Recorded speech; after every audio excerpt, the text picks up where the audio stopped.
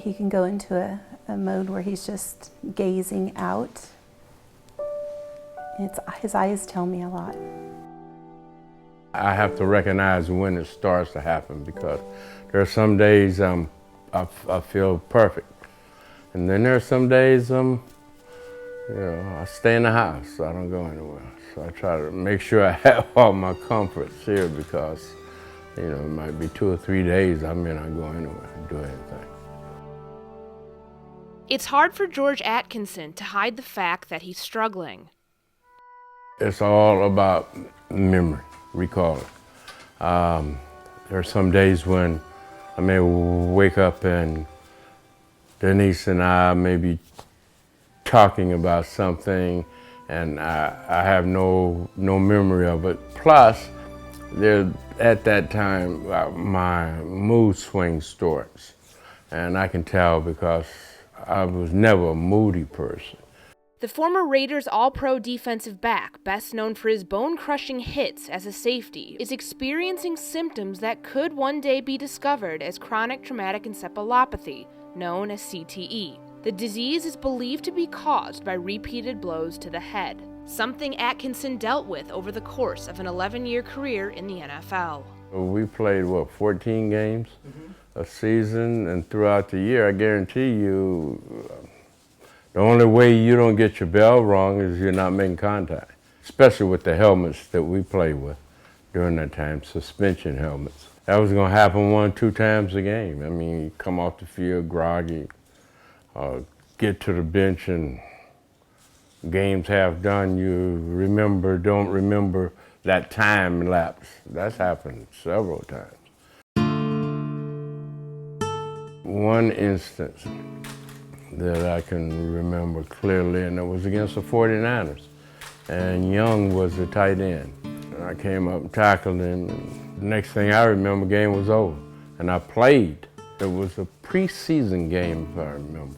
But I know I played at least a quarter or so and didn't remember it, But that was standard during that time. Nearly a month ago, Atkinson and 2 former Raiders pledged to donate their brains to the Concussion Legacy Foundation, which works closely with the Boston University School of Medicine in support for continued CTE research after it was discovered that their former teammate and Oakland QB Ken Stabler suffered from the disease.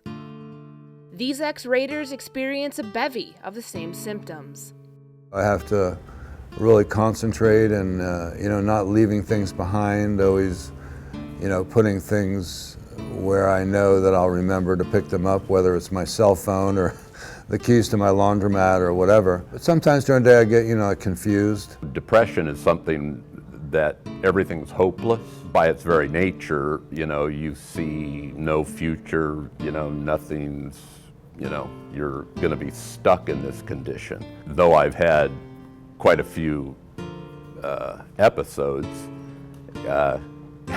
each one you think you're not gonna make it out.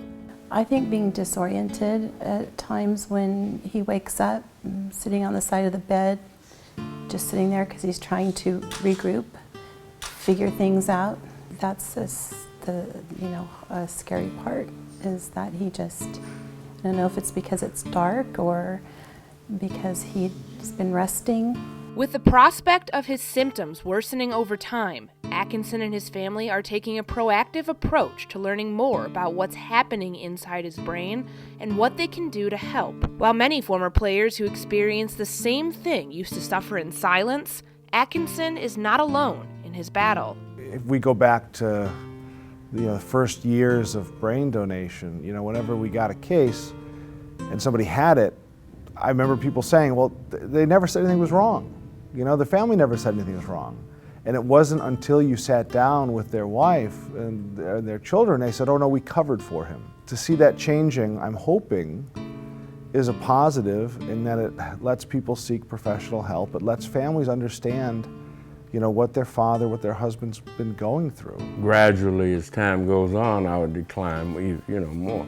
And like I said, Denise and I have talked about it, the family has talked about it, and we have some plans in place. And she's, like I said, Denise has done an excellent job of staying on top of me and making sure everything is running like it should. You just have to just keep trying, and hopefully they'll improve something along the way. That maybe something will help, and